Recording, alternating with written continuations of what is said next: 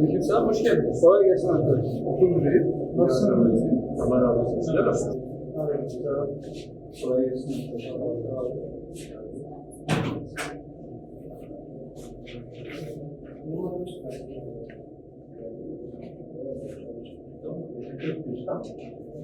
Şöyle vereyim size.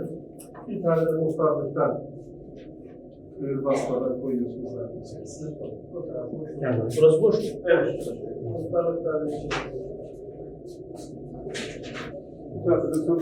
Tamam. yok, sıkıntı yok. Başkanım önce fotoğraf alalım. Başkan fotoğraf alalım. Sağ olun.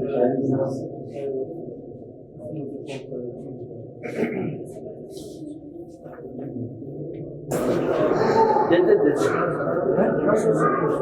Ne bu? Şeker mi? Sen daha şekersin.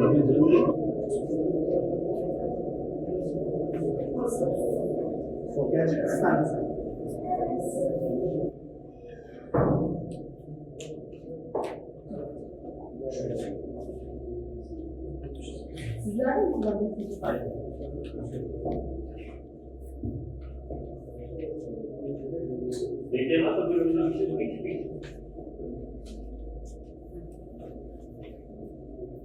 Sırayla. İki taraftan Onlar da şeyler üzerinde.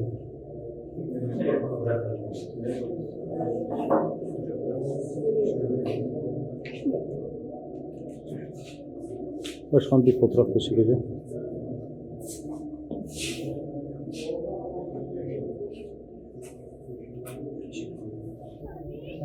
Evet.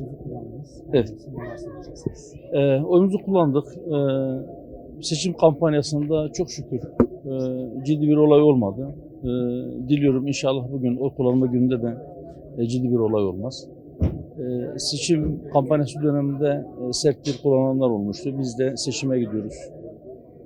Savaşa değil. Siyasi partiler birbirlerinin rakibidirler, birbirlerinin düşmanı değil. Elhamdülillah dediğim gibi kaydede çok ciddi bir olay olmadı. İnşallah bundan sonra da olmaz.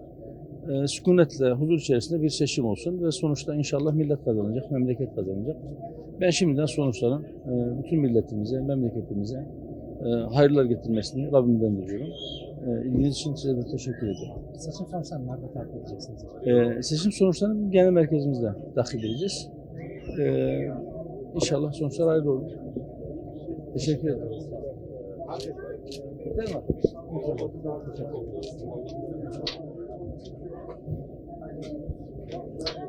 Ulaşmıyor.